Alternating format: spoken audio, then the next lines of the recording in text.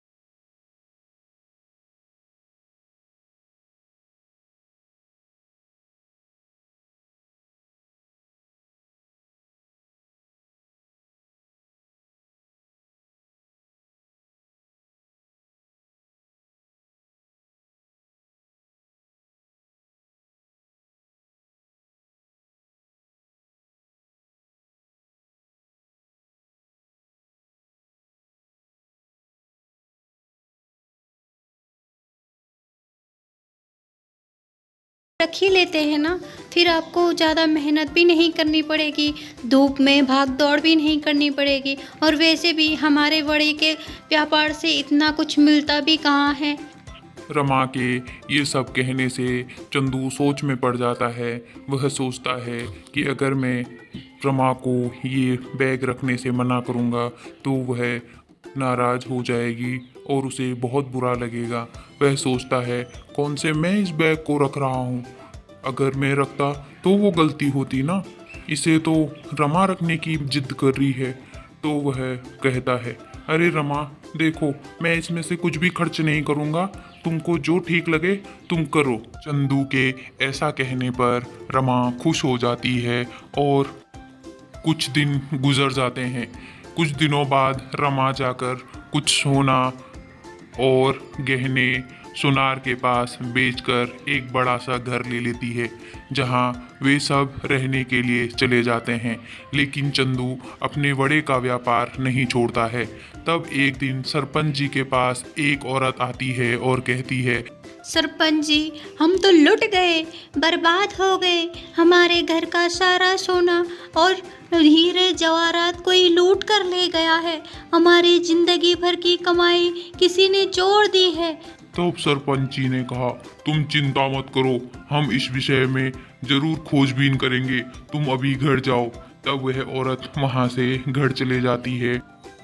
कुछ दिन बीत जाने के बाद गांव के सारे लोग आपस में बातें कर रहे होते हैं कि चंदू इतना पैसा कहाँ से लाया कि उसने इतना बड़ा घर बना लिया है। यह बात सरपंच जी के पास पहुंचती है। तब सरपंच जी कहते हैं अरे वो तो वड़े वाला है ना, वो तो गांव में वड़े बेचता है, उसके पास इतना बड़ा घर, और वो भी अचानक से इतना बड़ा कैसे। तब सरपंच जी अपने आदमी को कहते हैं कि तुम जाकर चंदू और उसकी पत्नी को यहाँ ले आओ, मैं उनसे कुछ पूछताछ करना चाहता हूँ। तब सरपंच जी के आदमी चंदू और उसकी पत्नी रमा को सरपंच जी के सामने पेश करते हैं। सरपंच जी कहते हैं, कैसे हो चंदू और तुम्हारा व्यापार कैसा चल रहा है? सरपंच जी, सब आप ही की मेहरबानी है, आपकी मेहरबानी से सब अच्छा चल रहा है।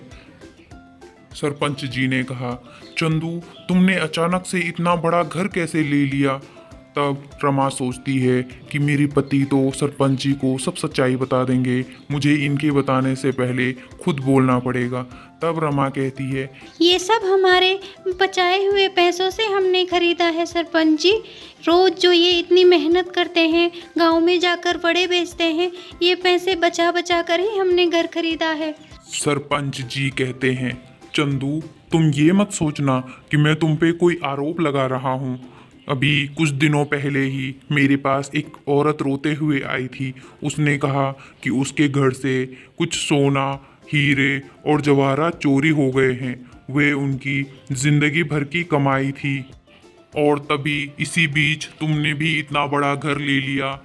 तब चंदू सोचता है, अगर मैंने आज सच्चाई सरपंच जी को नहीं बताई तो मैं अपने को जिंदगी भर माफ़ नहीं कर पाऊंगा। तब चंदू हाथ जोड़कर सरपंच जी के सामने माफ़ी मांगता है और सारी सच्चाई सरपंच जी को बताता है। अपने घर से वो बैग लेकर सरपंच जी को दे देता है।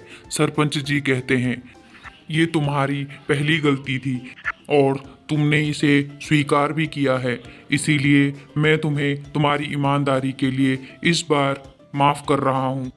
लेकिन आगे कभी भी ऐसी गलती मत करना, क्योंकि हम जितना मेहनत करते हैं उसका हमें उतना ही फल मिलता है। चंदू सरपंच जी का धन्यवाद करते हुए वहाँ से चला जाता है। तब सरपंच जी उस औरत को बुलाते हैं और उसका सारा सोना उसे दे देते हैं। अब चंदू अपने वड़े ले जाकर बाजार में बेचने को जाता है और वह बहुत खुश है। सीख, कर्म के अनुसार ही फल मिलता है।